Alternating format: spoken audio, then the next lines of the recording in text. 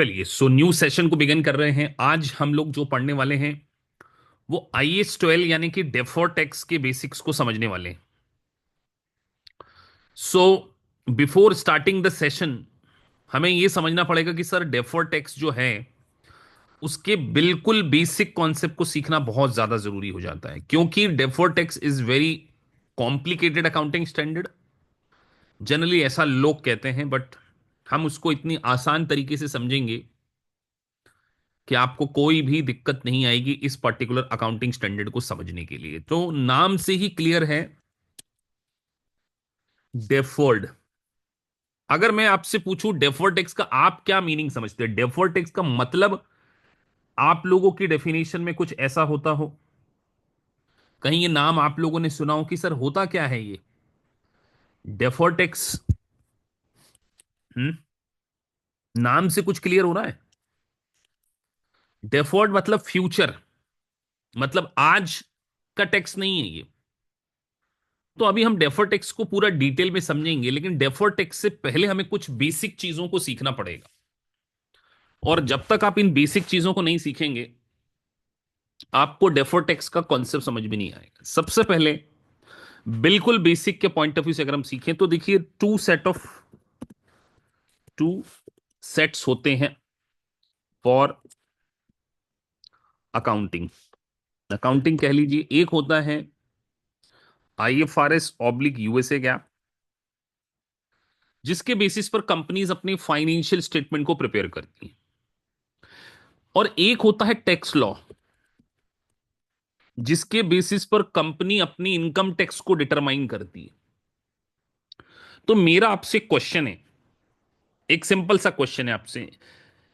Company बनाती financial statement IFRS या USA gap के बेसिस पे है? जी सर। लेकिन टैक्स बेस जो भरती है वो टैक्स लॉ के रूल्स के अकॉर्डिंग भरती है। जैसे इंडिया में कौन सा टैक्स चलता है? इंडिया में हम उसको क्या बोलते हैं? डायरेक्ट टैक्स, है ना? Direct tax income, direct tax code बोलते हैं। जो इसकी गवर्निंग बॉडी है इंडिया में वो कौन है? CBDT, central board of direct tax. ऐसे ही यूएसए में इसकी बॉडी कौन है? IRS, internal revenue service. और वहां पे चलते हैं IRC, इंटरनल रेवेन्यू कोड। तो अब क्वेश्चन मेरा आपसे ये है, हमें इनकम टैक्स भरना है टैक्सेशन के लॉ के अकॉर्डिंग। टैक्सेशन के लॉ के अकॉर्डिंग क्या जब हमें इनकम टैक्स टैक्स के लॉ के अकॉर्डिंग भरना हो तो ऐसा पॉसिबल है क्या कि हम इनकम टैक्स के लॉ के अकॉर्डिंग टैक्स तो भरना चाहते हैं लेकिन प्रॉफिट हम IFRS के अकॉर्डिंग ले लें? Is it possible? क्या ये सही अप्रोच होगी? अगर मैं आपसे सिंपल भाषा में पूछूं कि मुझे टैक्स भरना है टैक्सेशन के रूल्स के अकॉर्डिंग, लेकिन मेरा प्रॉफिट एंड लॉस अकाउंट बना है वो अलग रूल से, तो क्या मैं अलग रूल से बने हुए प्रॉफिट एंड लॉस को लेकर अपनी सही टैक्स की लायबिलिटी को कैलकुलेट कर सकता हूं क्या? यस और नो? नहीं कर सकता सर। तो मुझे क्या करना पड़ेगा? मुझे जो अकाउंटिंग प्रॉफिट है, अकाउंटिंग प्रॉफिट को कन्वर्ट करना पड़ेगा किसमें?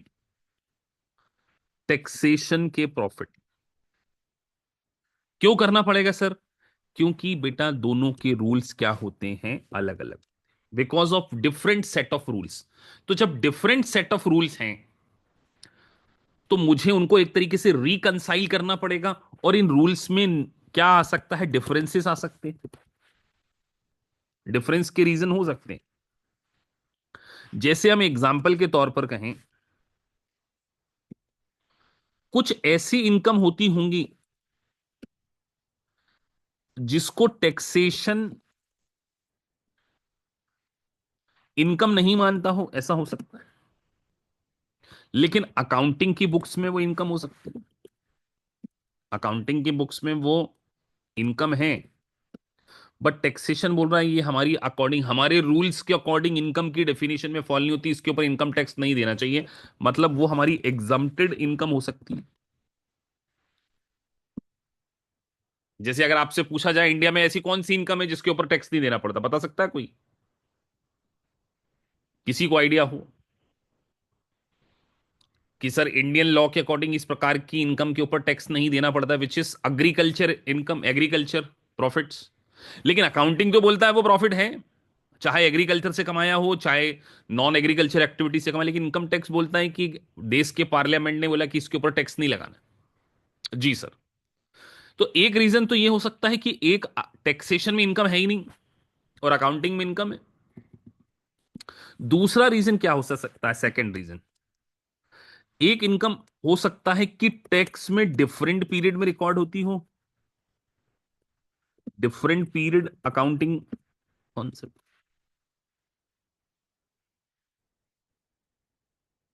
Sir different period accounting concept मतलब जैसे इनकम टैक्स बोलता है कि यार हमें तो कैश बेसिस ऑफ अकाउंटिंग को फॉलो करना है। जी सर। लेकिन अकाउंटिंग रूल्स क्या बोलते हैं, लाइक यूएस गैप या आईएफआरएस, वो बोलता है कि हमें फाइनेंशियल स्टेटमेंट अक्रूवल कॉन्सेप्ट पे बनाना है।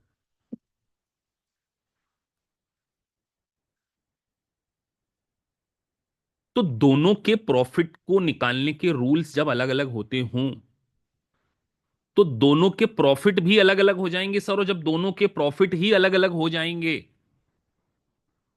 तो दोनों के प्रॉफिट के ऊपर टैक्स निकलेगा, वो भी अलग अलग हो जाएगा। तो हमें अल्टीमेटली उस टैक्स को ही रिकंसाइल करना है, और इस रिकंसिलेशन की प्रोसेस में हम डेफर टैक्स को एक बहुत मेजर टूल के रूप में क्या करने वाले हैं, यूज करने। अब जैसे मैं आपसे एक एग्जांपल के तौर पे पूछता हूं, हम सबसे पहले कॉन्सेप्ट लेते हैं अक्रूड इनकम का। व्हाट इज दिस, आप अक्रूड इनकम से क्या समझते हैं? मैं सिंपल भाषा में आपसे पूछ रहा हूं, बिल्कुल बेसिक लेवल पे। What do you mean by accrued income? किसी को आइडिया हो, ये वर्ड आपने सुना हो? सर अक्रूड मतलब इनकम अर्न कर ली है बट हमने रिसीव नहीं करी है। आपने क्या बोला sir? Income earn but not receive. एक सेकंड में ना।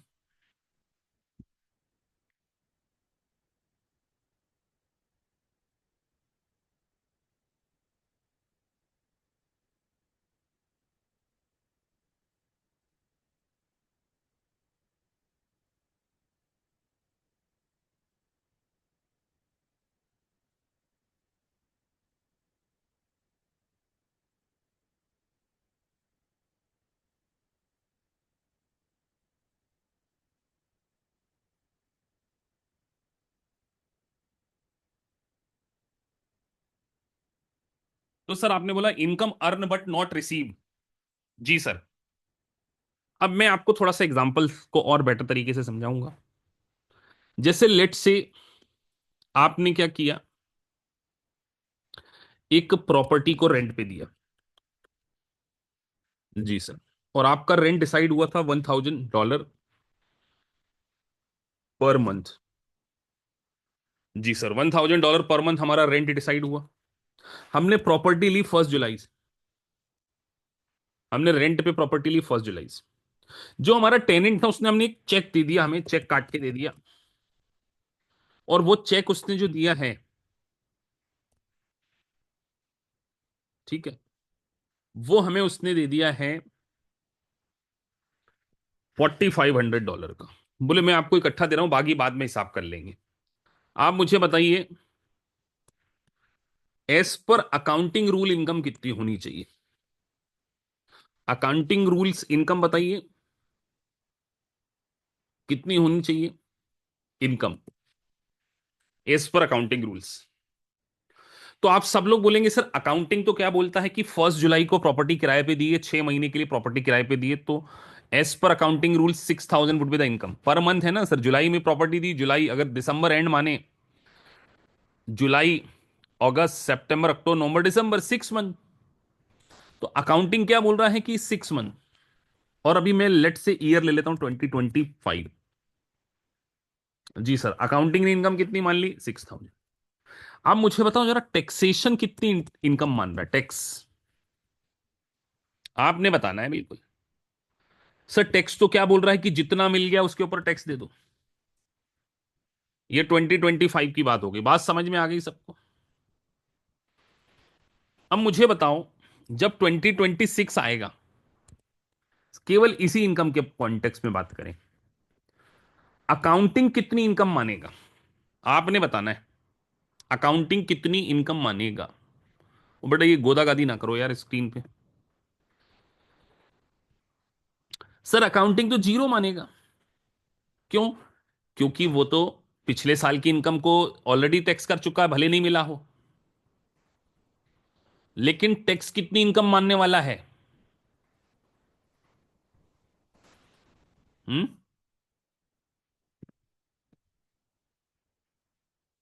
सर जो टैक्सेशन है वो बोलेगा कि पिछले साल का 1500 और रिसीव हो गया। तो अल्टीमेटली दोनों ने इनकम कितनी मानी है टोटल? सर अकाउंटिंग ने भी 6000 मानी है। जी सर। टैक्सेशन ने भी 6000 मानी है, लेकिन दोनों ने डिफरेंट पीरियड में मानी है। मानते हैं आप इस बात को कि नहीं, अग्री करते हैं? सर अकाउंटिंग बोल रहा है कि हमको तो 2025 में चाहिए, क्योंकि हमारा अक्रूवल कॉन्सेप्ट है 1 जुलाई से दिसंबर तक आप उस प्रॉपर्टी को एक्वायर करते हो, तो हमारे लिए इनकम का राइट अराइज हो जाता अक्रूवल कॉन्सेप्ट। टैक्स बोलता है जितना मिला 2025 में 4500 मिला, 1500 नेक्स्ट ईयर में मिला, तो ये नेक्स्ट ईयर की इनकम। तो अल्टीमेटली क्या दोनों के रूल्स में से डिफरेंस आ सकता है या नहीं आ सकता है? बात समझ में आती है? पहला रूल समझ में आ गया आपको कि yes sir, this can be the reason. चलिए आगे बढ़ते हैं। अब 2025 के बाद हम एक और कॉन्सेप्ट लेंगे। अब आप बताएंगे आगे। सर अब हम कॉन्सेप्ट डिस्कस करने जा रहे हैं अनअर्न्ड इनकम। ये क्या चीज है सर? इसका क्या मीनिंग होता unearned income? Sir unearned, unearned मतलब sir income received but not earn. जी सर। तो हम क्या ऐसा कह सकते हैं, दिस इज एडवांस इनकम? ये हमारे लिए एक प्रकार से एडवांस इनकम है।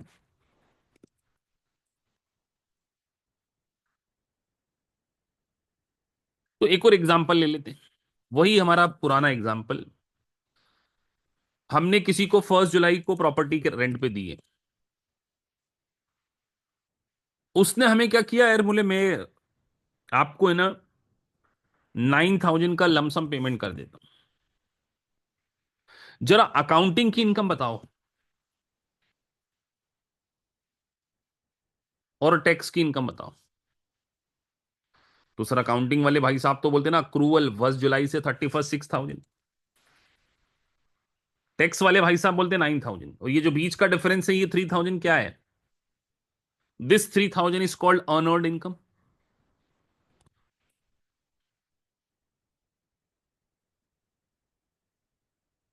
बात समझ में आती है?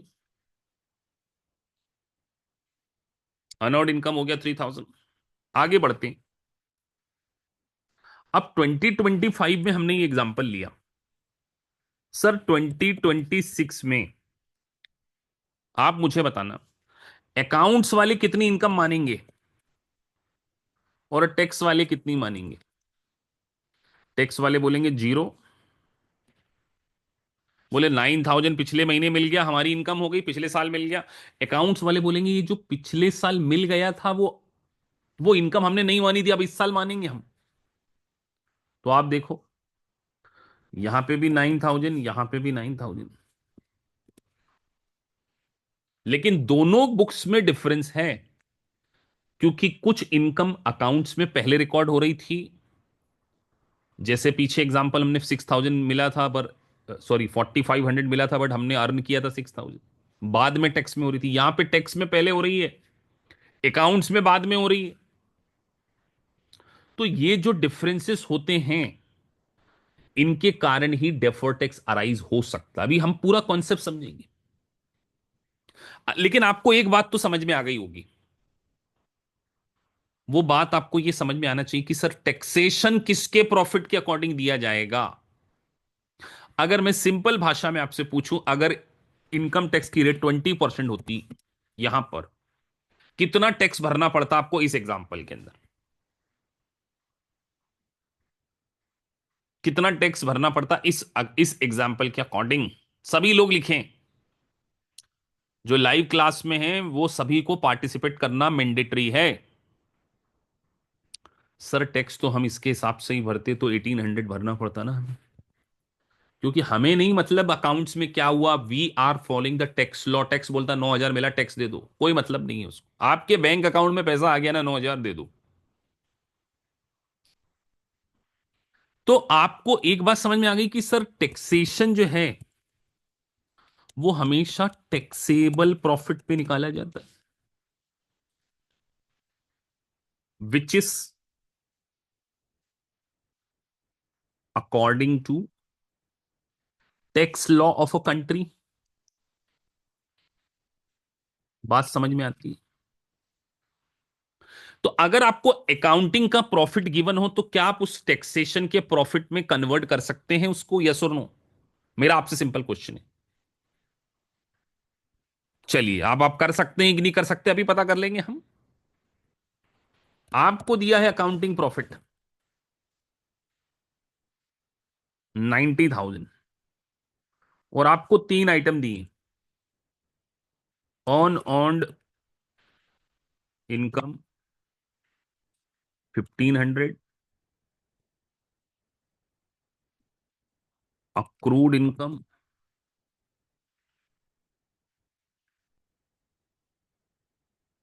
2,500,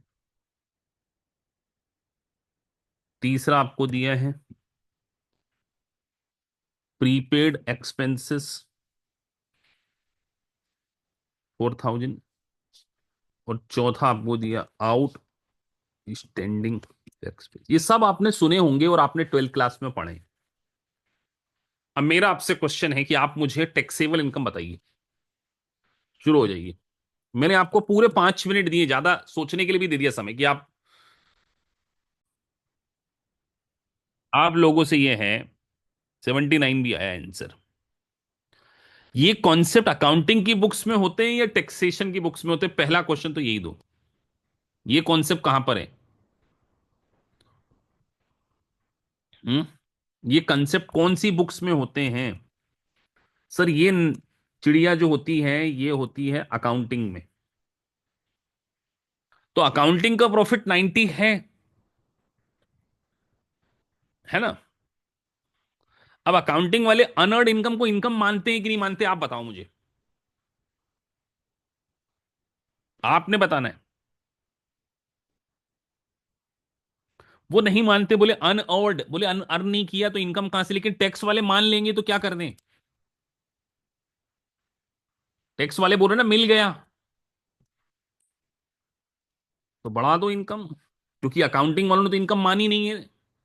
तो टैक्स वाले भाई साहब को तो कोई दिक्कत ही नहीं, बोले इनकम है, बिल्कुल है इनकम, 1,500 हमारी अर्नड इनकम ऐड कर दो। अब अक्रूड इनकम अकाउंट वालों ने इनकम मानी है या नहीं मानी है? अक्रूड का मतलब होता है भाई रिसीव नहीं हुआ है। अक्रूड का मतलब हुआ रिसीव नहीं हुआ, लेकिन इनकम है तो उन्होंने तो बेजबरन मान ली। तो टैक्स वाले बोले भाई हमारे लिए तो इनकम है ही नहीं है। क्यों नहीं है? बोले आपने तो बोला अक्रूड मतलब अभी अर्न हुआ, रिसीव नहीं हुआ, और हम तो रिसीव वाले हैं ना, तो हमारे में क्यों आ जाएगी? अब आते हैं एक्सपेंसेस पे। प्रीपेड अकाउंट्स ने इसको खर्चा माना है कि नहीं माना है, बस मुझे आप ये बताओ। एक्सपेंडिचर कंसीडर किया है या नहीं किया? अकाउंट्स वाले बोले प्रीपेड है ना, प्रीपेड मतलब आगे के लिए पे किया, तो इस साल का एक्सपेंडिचर नहीं है। टैक्स वाले बोले खर्चा इस साल का इसी साल का है ना, तो खर्चे से इनकम क्या होना चाहिए? कम होना चाहिए, लेस। प्री माइनस कर दो। आउटस्टैंडिंग अकाउंट्स ने एक्सपेंसेस माना है या नहीं माना? आउटस्टैंडिंग इसका मतलब सर खर्चा हो गया, अभी पेमेंट नहीं किया है। आप मुझे बताओ अकाउंट ने एक्सपेंसेस माना है या नहीं है? यस और नो ही बोलना है, ज्यादा कुछ नहीं बोलना है। अकाउंट्स वाले बोल रहे एक्सपेंसेस है ना सर, आउटस्टैंडिंग है तो क्या हुआ है? लेकिन टैक्स वाले बोल रहे खर्चा नहीं है, बेजबरन खर्चा करके बैठे हो आप। चलो, तो खर्चा करके बैठे हो मतलब इनकम कम दिखा के बैठे हो, तो ऐड करो।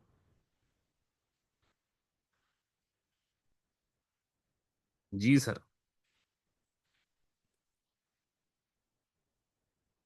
बात समझ में आती है। तो जब प्लस माइनस होता है तो करेक्ट इनकम है टैक्सेबल इनकम 89,500। कितने थे बेटा?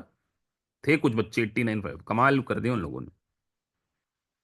उनके कंसेप्ट, उनका आईएफआरएस को तो मुझे नहीं पता, लेकिन अगर उन्होंने ये निकाला है 89,500, जरा हैंड रेज करो बेटा। आप लोग काबिले तारीफ हो। मोहम्मद आसिफ और चार पांच बच्चों के थे, बैतूल शेख और सारिका, और कौन थे? कंसेप्ट क्लियर है बेटा आपने? कितने, रीना, कितने लोग मानते सर तुक्के में हो गया जिनके सही भी थे, गेस वर्क में हो गया? सर प्लस कर देगा कोई है ऐसे जो ये एक्नॉलेज करना चाहते हो क्लास में बैठ के, कन्फेशन देना चाहते हो कि सर हो गया सर, भाई मिस्टेक कैसे हुआ, ये लॉजिक तो नहीं लगाया आप वाला? क्योंकि मैं तो मानूंगा नहीं ना, अगर आपको आ गया है कॉन्सेप्ट तो मेरे को फिर से दूसरा एक क्वेश्चन चेक करना पड़ेगा कि आपको सही आया है कि नहीं आया। अच्छा, जिन्होंने बिल्कुल आंसर नहीं दे पाए, मेरे कराने के बाद आ गया कि नहीं आ गया, मैं ये जानना चाहता हूं। नहीं तो ये चैप्टर आमिर खान के गाने की जैसे लगेगा आपको, बहती हवा सा था वो, उड़ती पतंग सा था वो, कहां गया उसे रोको। थोड़े दिन बाद आपको ऐसा लग सकता है, इसीलिए मैं अभी शुरुआती दौर में हूं। सबको समझ में आ गया बेटा? अब अगर आपको समझ में आ गया तो अब अगला 5 मिनट में आपसे क्वेश्चन पूछ लेता हूं। चलो, अगर आपको समझ में आया है तो फिर आपने कुछ मेरे को और समझाना पड़ेगा ना फिर से, थोड़ा सा एडवांस और डाल देंगे। अकाउंटिंग प्रॉफिट 120 डाल दिया इस बार। अब हमने डाला opening prepaid.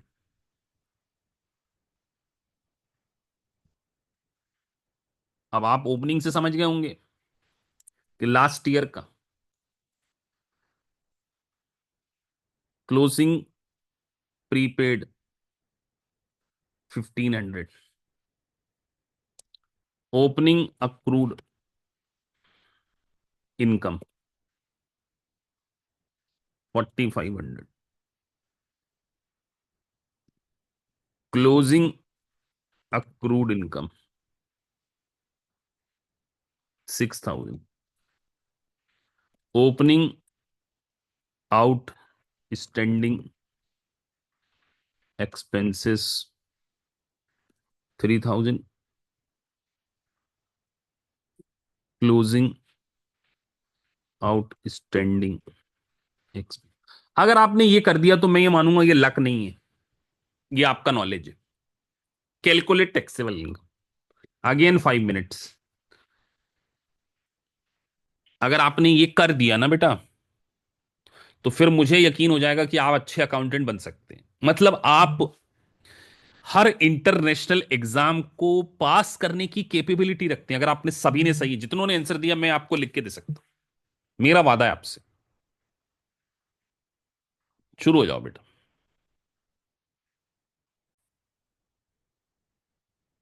So accounting income यहां लिख दी हमने 120। हमको क्या करना है सर? इस अकाउंटिंग इनकम को हम कन्वर्ट कर रहे हैं टैक्सेबल इनकम में। बताइए क्यों कर रहे हैं बेटा? सबसे पहले तो रीजन आप लोग बताओ, क्यों कर क्यों रहे, ऐसा क्या कर रहे हैं सर, क्या मजा आ रहा है आपको ऐसा करके? Why, why we are doing this? क्यों कर रहे हैं, ये रीजन बहुत जरूरी है। सर जब तक हमें टैक्सेबल इनकम नहीं पता होगी हम टैक्स का कैलकुलेशन कैसे करेंगे? तो अब आपको सोचिए अपने ऑफिस में भी ये चीजें जरूरत पड़ सकती है। तो सबसे पहले ओपनिंग प्रीपेड, ओपनिंग का मतलब क्या होता है? लास्ट ईयर होता है। ओपनिंग का मतलब तो लास्ट ईयर ही होता है ना सर। मतलब लास्ट ईयर इस एक्सपेंसेस को खर्चा माना गया था या नहीं माना गया था? मैं आपसे पिछले साल प्रीपेड था, आप ये बताओ पिछले साल ये एक्सपेंसेस था या नहीं था? सर पिछले साल प्रीपेड था, है ना, तो पिछले साल इसको खर्चा नहीं माना गया होगा, वो खर्चा इस साल का, तो अकाउंटिंग वाले बोल रहे हैं भैया पिछले साल पे भले कर दिया था, बट हम तो एक्सपेंडिचर इस साल मानेंगे, और टैक्स वाले बोल रहे हैं इस साल क्यों एक्सपेंसेस मानोगे, इस साल तो पे ही नहीं किया। अकाउंटिंग वालों ने बोला ना लास्ट ईयर प्रीपे था, तो इस साल का एक्सपेंडिचर है, तो अकाउंटिंग बुक्स ने तो इसको अपना एक्सपेंडिचर कंसीडर कर लिया। जी सर। पर टैक्सेशन वाले भाई साहब ऑफेंड हो गए, बोले कहां से एक्सपेंसेस है, पिछले साल पे हो गया, पिछले साल का खर्चा, इस साल का कोई खर्चा नहीं है। तो कोई खर्चा नहीं है तो आप अपनी इनकम को बढ़ा देंगे कि नहीं बढ़ा देंगे। बात समझ में आती, क्योंकि आपने खर्चा मान लिया, हमारे हिसाब से खर्चा नहीं है तो हमने प्लस कर दिया। सर क्लोजिंग प्रीपेड माइनस तो होगा, लेकिन क्यों होगा, लॉजिक से सोचो।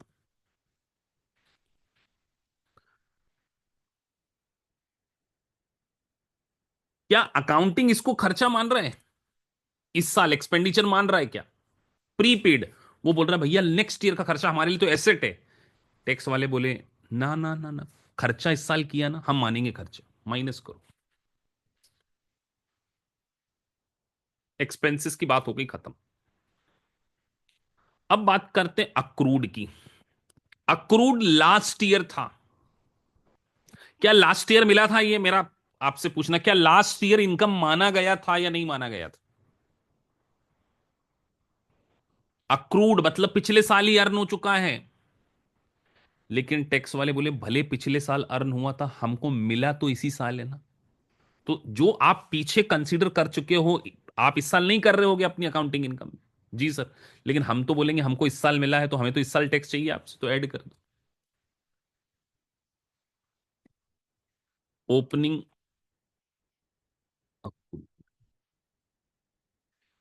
क्योंकि जो पिछले साल अर्न हो गया था बट नहीं रिसीव था, इस साल रिसीव हो गया, उसका अपोजिट कर दो।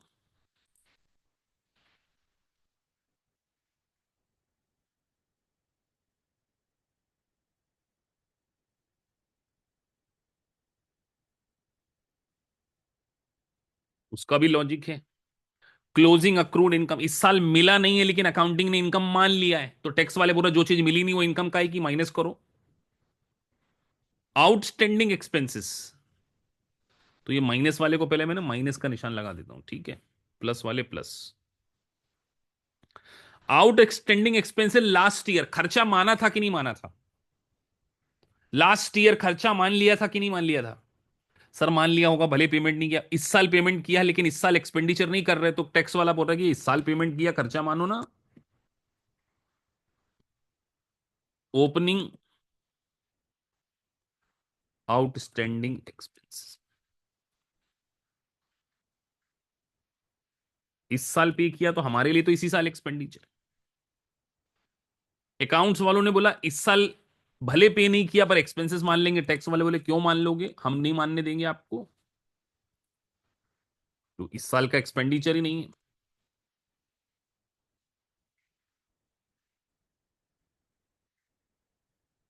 और प्लस माइनस करके जिन लोगों का आंसर 12500 था, मुझे नहीं लगता कि क्लास में कोई था। बैतूल शेख थे, बैतूल शेख 125। Very good. अर्चना, निशु अग्रवाल, निशु, शरीक, नीतू, तो दे आर कमांडेबल। बाकी क्यों नहीं कर पा रहे मालूम है क्यों, बिकॉज कहीं ना कहीं अपने अकाउंटिंग कंसेप्ट जो है वो कहीं ना कहीं वीक है। लेकिन मैं अब आपसे पूछता हूं कि आज के इस लेक्चर को गो थ्रू करने के बाद क्या आप इतने कॉन्फिडेंट हैं कि सर अब हमें आउटस्टैंडिंग अक्रूड का इफेक्ट टैक्सेबल इनकम में देते आ गए। और देखिए मैंने आपसे दो क्वेश्चन पूछे और दोनों क्वेश्चन आपसे करवाए।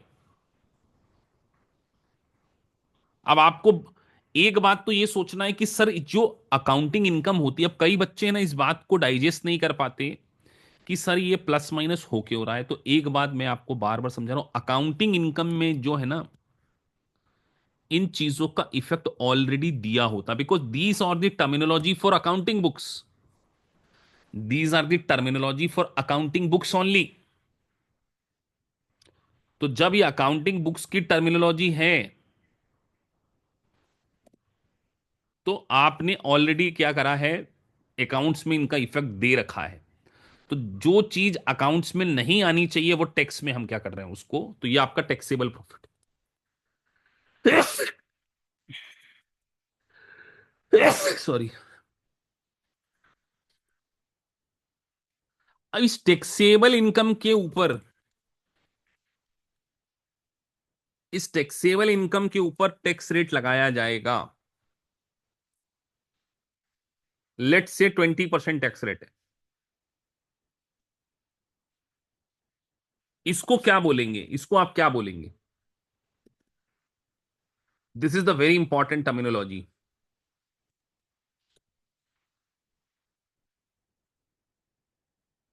This is called current tax expenses. This is called, तो बेटा जरा एक बार अपनी ओन लैंग्वेज में चैट बॉक्स में लिखो, what do you mean by current tax, क्योंकि एग्जामिनर अगर आपसे पूछेगा और आपको यही नहीं पता होगा डेफिनेशन, तो आप गलती कर, और हो सकता है किसी दिन कोई इंटरव्यू में आपसे पूछ ले what is the meaning of current tax, क्या बोलोगे? आप लोग क्या जानते हैं इसके बारे में, चैट बॉक्स में लिखिए।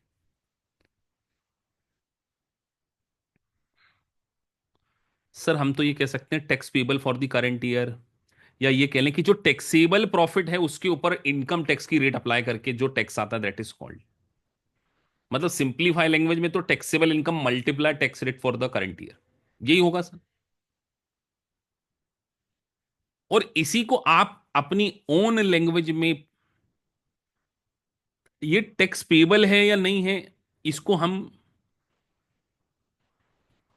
प्रोविजन फॉर करंट टैक्स भी बोल सकते हैं, प्रोविजन फॉर इनकम टैक्स। इसकी जनरल एंट्री क्या होनी चाहिए?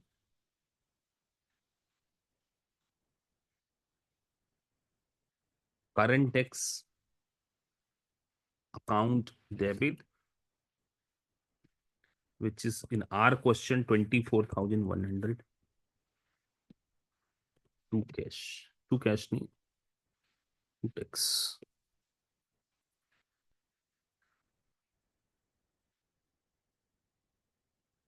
अब एक टर्मिनोलॉजी आती है एडवांस टैक्स,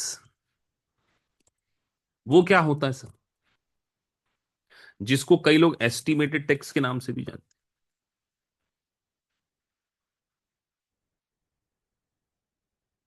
एडवांस टैक्स और एस्टिमेटेड टैक्स का मतलब ये होता है कि आप अपनी करंट ईयर को फिनिश होने से पहले अपनी ईयर की इनकम को एक्सपेक्टेड इनकम के ऊपर कुछ एडवांस में टैक्स भर देते हो। जैसे कि अभी जनवरी 2025 चल रहा है, अभी ईयर तो खत्म नहीं हुआ ना। लेट से एक यूएस गवर्नमेंट बोलती है कि आपको हर क्वार्टर में, मतलब 15 अप्रैल तक पहले क्वार्टर का टैक्स भरना है। तो आप अपने साल भर की इनकम को एक्सपेक्ट करोगे कि यार अच्छा साल भर की इनकम इतनी हो सकती है, उसका 25% भर दो, this is called advance tax. मतलब जो इनकम आप एडवांस में एस्टिमेट करके उसके ऊपर टैक्स लगा देते, तो एडवांस टैक्स की जनरल एंट्री कौन बताएगा? एडवांस टैक्स की जनरल एंट्री,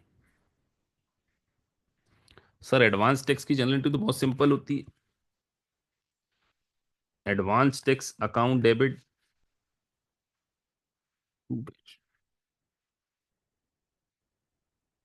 लेट से आपने 5,000 का एडवांस टैक्स भर दिया।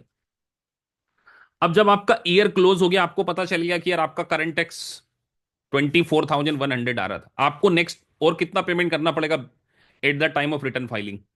जब आप आपका इनकम टैक्स का रिटर्न फाइल करेंगे तो कितना पे करना पड़ेगा? तो वेरी ऑब्वियस, 24,100 में से 5,000 आप ऑलरेडी पे कर चुके, तो ये this is your net tax payable. General entry बताओ बेटा इस नेट टैक्स पेबल की।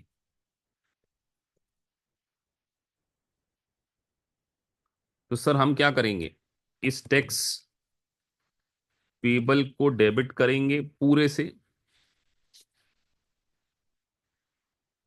कैश में दे देंगे 19,100 टू एडवांस। एडवांस टैक्स कितना, जो ऑलरेडी आपने भरा हुआ है। तो आज आपको टैक्स की अकाउंटिंग आ गई बेटा।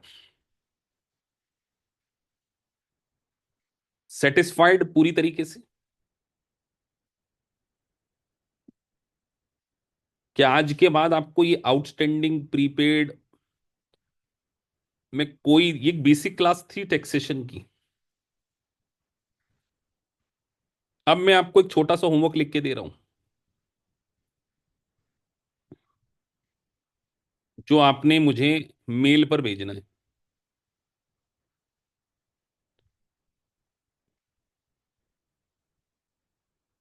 ये आपका एक होमवर्क है।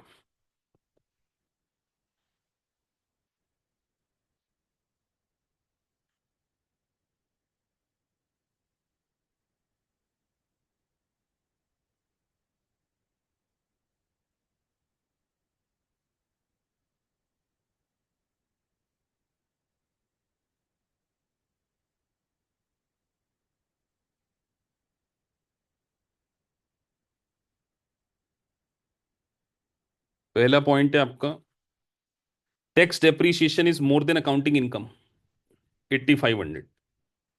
मतलब जो आपका टैक्स का डेप्रीशिएशन है वो अकाउंटिंग इनकम से 8500 ज्यादा है। दूसरा एडजस्टमेंट, अक्रूड इनकम। तीसरा adjustment, exempted income. Exempted income मतलब समझ गए कि नहीं समझ गए आप? अभी शुरुआत में बताया था एग्जम्प्ट इनकम, कुछ बच्चों को समझ में नहीं आएगा इसलिए पूछ ले रहा हूं। एग्जम्प्ट इनकम का क्या मतलब है? सर इस इनकम को अकाउंटिंग इनकम में तो प्रॉफिट माना है बट टैक्स नहीं देना है। ऐसे ही disallowed expenses in tax 1500।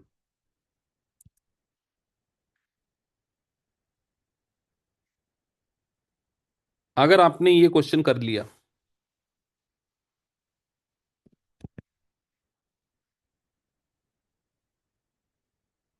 तो आप आगे का लेक्चर समझने के लिए काबिल हो चुके।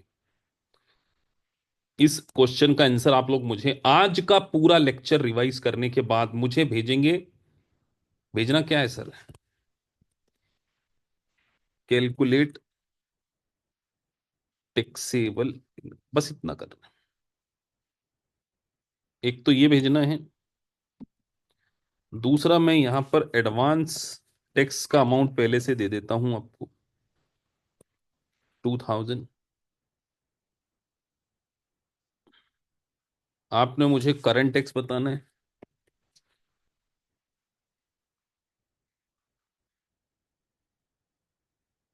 आपने मुझे पूरी जनरल एंट्री भेजना है।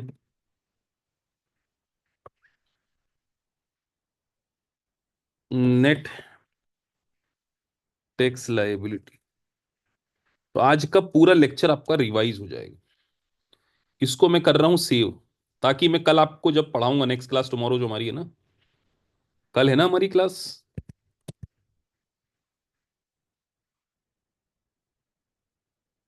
कल हमारा डे है ना, थर्सडे है ना।